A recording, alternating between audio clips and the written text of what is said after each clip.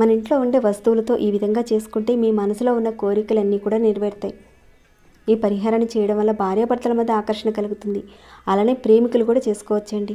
ఇంకా love marriage చేసుకోవాలనుకుంటున్నామండి అనేవారు కూడా ఈ పరిహారాన్ని చేసుకోవచ్చు. ఇంకే మీ మనసులో ఉన్న ప్రతి కోరిక కూడా నెరవేరడానికి ఈ పరిహారం బాగా ఉపయోగపడుతుంది. ధనాకర్షణ కలిగేలా కూడా ఈ పరిహారం బాగా ఉపయోగపడుతుంది. ఇందుకు ఈ పరిహారాన్ని ఎవరు చేయాలంటే ఆడవారైనా మగవారైనా ఎవరైనా చేయొచ్చు. కానీ ఆడవారు నెలసరి టైంలో ఉన్నప్పుడు మాత్రం చేయకండి.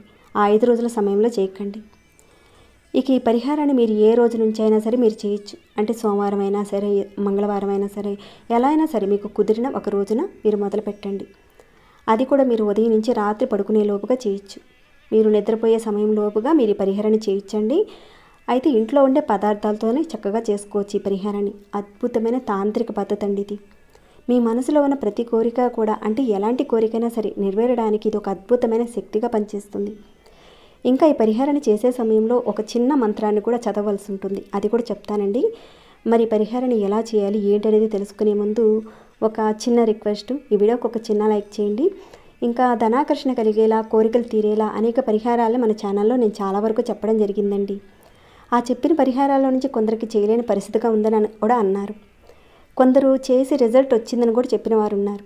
కాబట్టి ఇక్కడ చెప్పుకునే పరిహారాలన్నీ కూడా ఫలితాలు ఇచ్చేటివే. కానీ చెప్పే పరిహారాల్లో అక్కడ చెప్పే సమయము, పదార్థము కొందరికి చేసుకోగలిగే వీలుంటుంది, కొందరికి చేసుకోలేని పరిస్థితి ఉంటుంది. కాబట్టి ఛానల్లో అనేక రకాలైన పరిహారాలు ఉన్నాయండి. మీ సమస్యకు సంబంధించిన పరిహారం మీరు ఏది చేయగలుగుతారో ఎంచుకుని ప్రయత్నం చేయండి. మీకు వచ్చిన మార్పుని, ఫలితాన్ని నాతో షేర్ చేసుకోవడం మర్చిపోకండి. 10 మందికి ఉపయోగపడే ఇలాంటి వీడియోస్ని మీరు మిస్ కాకుండా ఉండాలి అంటే సబ్స్క్రైబ్ చేసుకుని మన ఛానల్కి బెల్ బటన్ ప్రెస్ చేసి ఆల్ అనే నోటిఫికేషన్ ఆన్లో పెట్టుకోండి. ఇక ఈ వీడియోని ఎండింగ్ వరకు చూడండి. ఏ పాయింట్ని కూడా మీరు మిస్ కాకుండా కరెక్ట్గా చేసుకోగలుగుతారు. సరేనండి. ఇక పరిహారాన్ని ఎలా చేయాలి ఏంటి అనేది చూద్దాము. ఈ పరిహారానికి కావలసిన వస్తువులు ఏంటో చూద్దాము. చిన్న దాల్చిన చెక్క ముక్కండి. అలానే ఒక 2 పువ్వు ఉన్న లవంగాలు తీసుకోండి. ఇంకా కొంచెం పచ్చ కర్పూరం తీసుకోండి.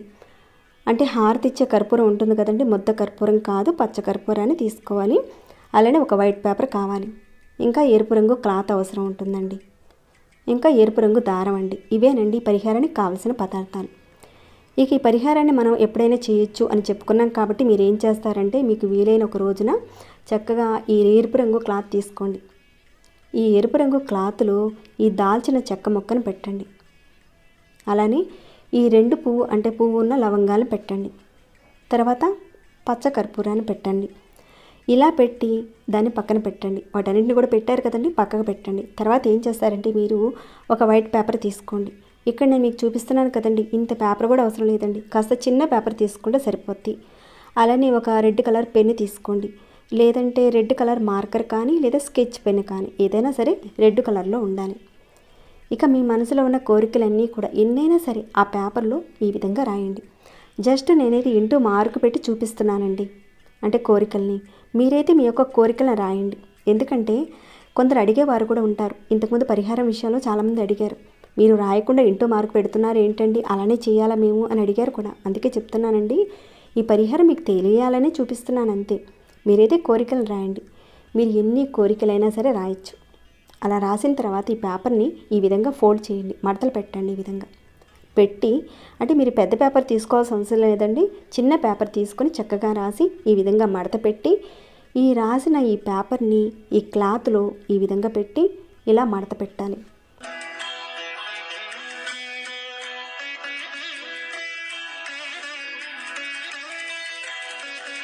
తర్వాత ఈ రెడ్ కలర్ దారం తీసుకోండి. మీ అందరికీ తెలిసిందే కదండి, చిన్న పిల్లలకి మొలతాడుగా కూడా కడతారు కదా. ఈ రెడ్ కలర్ దారం తీసుకోండి. ఈ రెడ్ కలర్ దారంతో దీనిని కట్టండి. అంటే మనం మెడలో ధరించే తాయితీ ఏ విధంగా ఉంటుందో ఆ విధంగా కట్టాలి దీన్ని. ఆ రకంగా కట్టేసిన తర్వాత మీరు ఏం చేస్తారంటే దీన్ని మీ ఇంట్లో ఉన్న దేవుడు పటం ముందు పెట్టి, అంటే మీరు ఎక్కడైతే దేవుడికి పూజ చేసుకుంటారో అక్కడ పెట్టి ఇక్కడ చెప్పబోయే మంత్రాన్ని ఒక 108 సార్లు జపించండి. ఆ మంత్రం ఏంటంటే ఓం క్లీం కృష్ణాయ నమః. ఈ మంత్రాన్ని మీరు 108 సార్లు అనుకోండి. నేను స్క్రీన్పై ఇస్తానండి, మీరు చూడొచ్చు ఈ మంత్రాన్ని. ఇక మంత్ర జపం అయిపోయిన తర్వాత మీరు ఎర్రదారంతో కట్టిన దీనిని మీ మెడలో వేసుకోండి. అంటే తాబీతు కట్టుకుంటారు కదా, ఆ రకంగా మెడలో వేసుకోవాలి. ఒకవేళ మీరు మెడలో వేసుకునే అవకాశం లేకపోతే మీ పర్సులో కానీ లేదంటే మీ హ్యాండ్ బ్యాగ్లో కానీ పెట్టుకోండి. ఇక ప్రతిరోజు మీరు స్నానం చేసిన తర్వాత మీ మెడలో వేసుకోండి. తర్వాత మీరు పడుకునే ముందు దాన్ని తీసి పక్కన పెట్టి పడుకోండి. మీరు 15 రోజులకు ఒకసారి ఆ తాయెత్తుని మీరు దేవుడి దగ్గర పూజ చేసుకుంటారు కదండి, అక్కడ దేవుడి దగ్గర పెట్టి ఆ తాయెత్తుని పేపర్లో ఏదైతే మీరు ఒక కోరికలు అంటే ఏదైతే మీరు ఒక కోరిక రాసుకున్నారో ఆ రెడ్ కలర్ క్లాత్తో కట్టి తాయెత్తులాగా చేశారు కదండి, ఆ కోరికని మీరు ఆ రోజున మనసులో మననం చేసుకోండి. అలా మీరు కోరిక అనేది చెప్పుకున్న తర్వాత ఓం క్లీం కృష్ణాయ నమః ఈ మంత్రాన్ని మీరు ఒక 108 సార్లు జపించాలి. లేదంటే మేము ప్రతిరోజు పూజ చేసుకుంటామండి, మేము ప్రతిరోజు స్నానం చేసిన తర్వాత ఈ విధంగా చేసుకుంటామండి, కావాలంటే ఈ తాయెత్తుని దేవుడి దగ్గర పెట్టి చేసుకుంటాము అంటే కనుక చక్కగా పెట్టండి. ప్రతిరోజు కూడా మీరు చేసుకోవచ్చు. చెప్పుకొని అంటే మీ యొక్క కోరిక అనేది చెప్పుకొని నామాన్ని చదువుకోవచ్చు. లేదంటే కనీసం మీరు 15 రోజులకు ఒకసారి ఇప్పుడు చెప్పుకునే విధంగా చేయండి. లేదా ప్రతిరోజు కూడా మీరు చేయొచ్చు. స్నానం చేసుకుని దేవుడి పూజా మందిరంలో చేసుకోవచ్చు. ఒకవేళ మీరు రాసిన కోరిక మీరు మర్చిపోతారు అని మీకు అనిపించింది, అందుకని మీరు ఏం చేస్తారంటే మరొక చిన్న పేపర్ ఏదైనా తీసుకొని అక్కడ రాసిన ఆ కోరికను ఈ పేపర్లో రాసుకొని దాచిపెట్టుకొని ఆ కోరికని మీరు ఎప్పుడైతే దేవుడి దగ్గర కూర్చున్నారో అప్పుడు ఆ కోరికని మీ మనసులో అనుకోండి.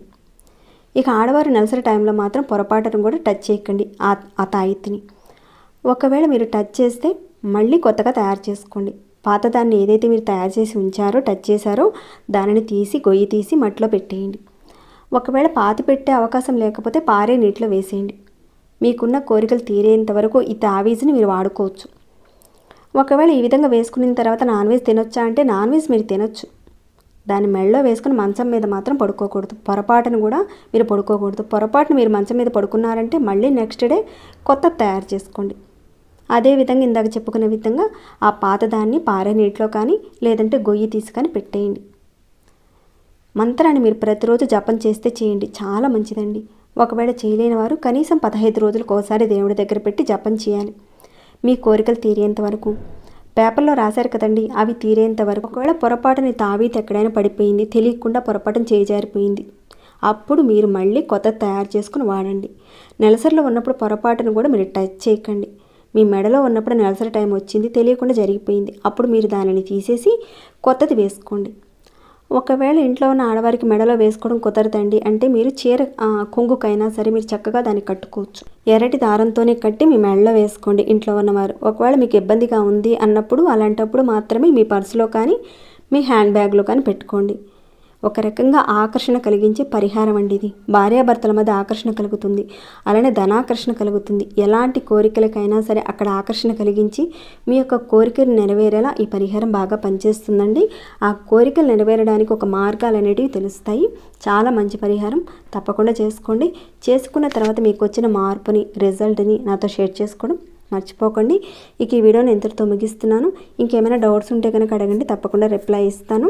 మరి ఈ వీడియో మీకు నచ్చిందండి? నచ్చితే కనుక ఒక చిన్న లైక్ చేయండి. అలానే ఈ వీడియో 10 మందికి ఉపయోగపడుతుంది అని మీ మనసు కనిపిస్తే మీ ఫ్రెండ్స్కి, ఫ్యామిలీ మెంబర్స్ అందరికీ కూడా ఈ వీడియోని షేర్ చేయండి. సబ్స్క్రైబ్ కాకుండా ఉంటే మన ఛానల్కి సబ్స్క్రైబ్ చేసుకొని ప్రతిరోజు మన ఛానల్లో ఉన్న వీడియోస్ని చూస్తూ ఉండండి. మరొక భక్తి వీడియోలో మళ్ళీ మిమ్మల్ని కలుసుకుంటాను. అంతవరకు సెలవు.